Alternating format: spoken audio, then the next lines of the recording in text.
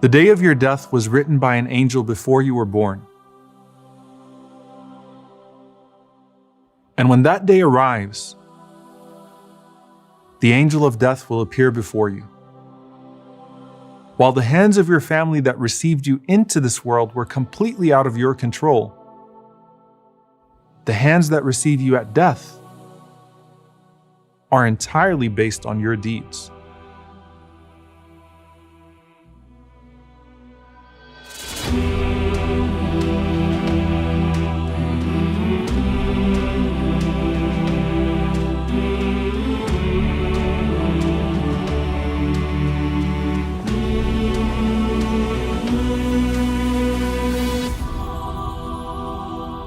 The day of your death is a day in which you'll feel like you're caught between two realms. Do you have some sort of a feeling as a believer that life is about to come to an end? Some people do get a premonition of their death. In fact, if you look through our tradition, you find multiple dreams of righteous people right before they passed away.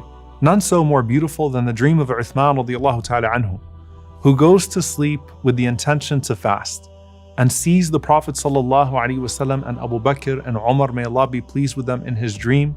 And the Prophet sallallahu alaihi wasallam comforts Uthman radiallahu ta'ala anhu and tells him, "You will break your fast with us tomorrow, O Uthman." You also have the dream of Abdullah ibn Haram, the father of Jabir, may Allah be pleased with them both. And Abdullah ibn Haram wakes up on the day of Uhud and he says to Jabir, "O Jabir, I have a feeling like I'm going to die today. And in fact, I feel like I'm going to be the first one that's going to be killed in Uhud."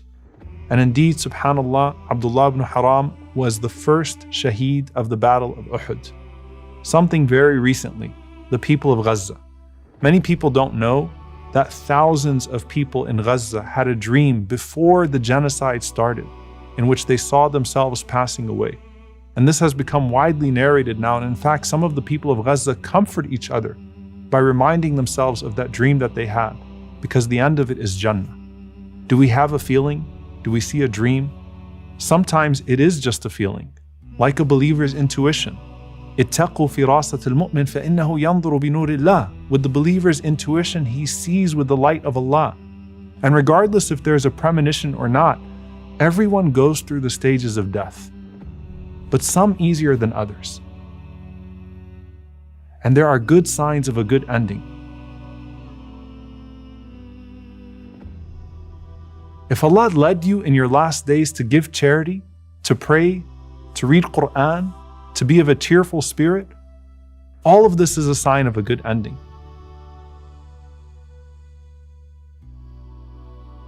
In one beautiful hadith, the Prophet ﷺ said, إِذَا أَرَادَ اللَّهُ بِعَبْدِهِ خَيْرًا اسْتَعْمَلَهُ. When Allah wills good for His slave, He uses him.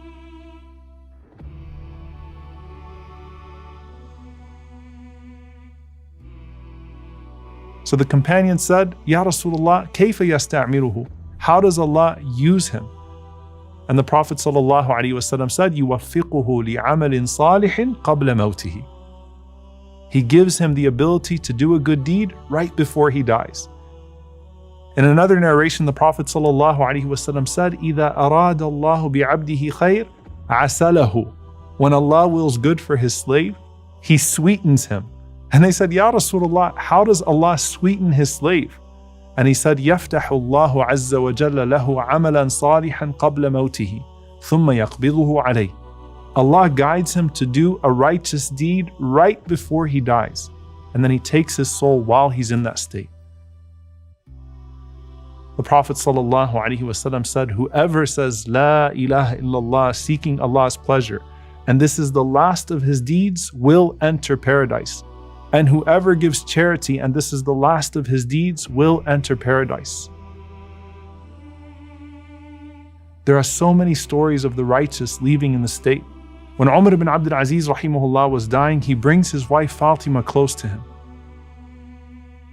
And she embraces him and he says to her, إِنَّمَا يُوَفَّى الصَّابِرُونَ أَجْرَهُمْ بِغَيْرِ حِسَابٍ. Verily, Allah rewards the patient without measure. And then he asks to be left alone. And so Fatima and the children leave the room of Omar and they start to peek through the crack of the door. And they said that a light entered into the room. And the face of Omar lit up, and he said, "Marhaban bihadihi al-wujuh, laysat biwujuhi insin wala jan." Welcome to these beautiful faces that don't belong to human beings or jinn. And then he kept on reciting, "Tilka ad-daru al-akhirah, naj'aluha lilladhina la yuriduna 'uluwan fil ardi wala fasada, wal 'aqibatu lil muttaqin." This is the home of the hereafter. We grant it to those who sought not tyranny nor corruption on this earth. And a good ending belongs to the pious. Then his wife walks in and she finds him dead with his hand on his face, reclining and staring with a smile as if he's looking at his place in Jannah. جعلك في العالم المتوسط بين ملكه وملكوته ليعلمك جلالة قدرك بين مخلوقاته وأنك جوهرة تنطوي عليك أصداف مكوناته. He placed you in the middle realm between his physical world and his metaphysical world to inform you of the loftiness of your rank among his creatures. You are a gem merely enclosed by the shells of created forms. When you entered into this world, you saw people laughing while you cried. Now it's your turn to leave this world laughing while everyone else cries. It was adhan without salah when you came in, and it's salah without adhan as you leave to indicate that your entire life was as short as the time between adhan and salah. And now Allah is calling you home. Out of the mercy of Allah, He made almost every cause of death a sign of a good death for the believer, even the ones that seem so difficult for us to witness.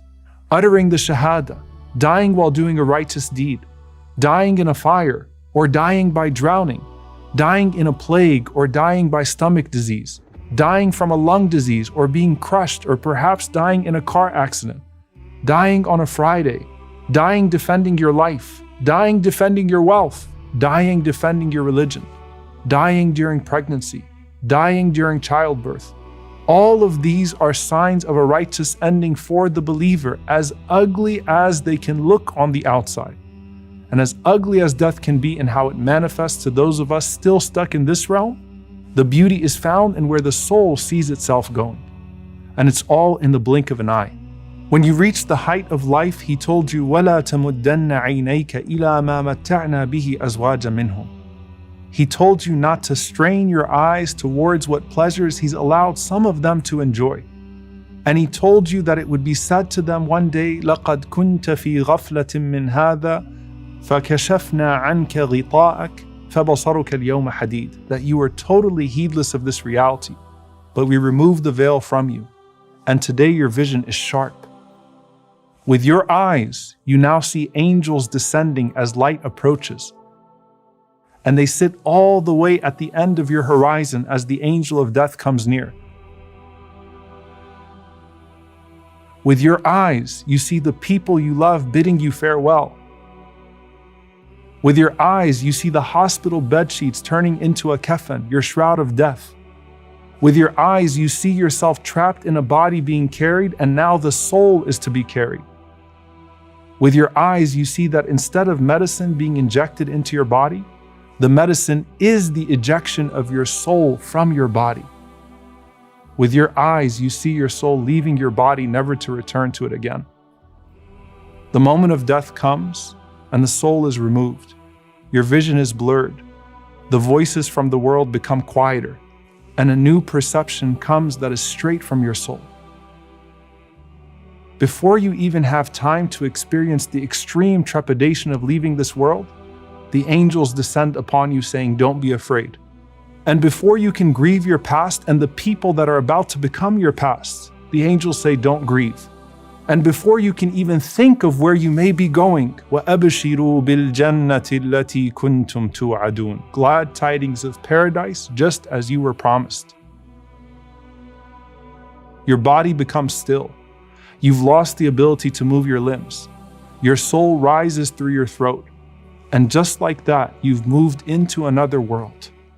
What you are returning to is better than what you are leaving behind. And the reward for those who grieve you is even better than when they had you.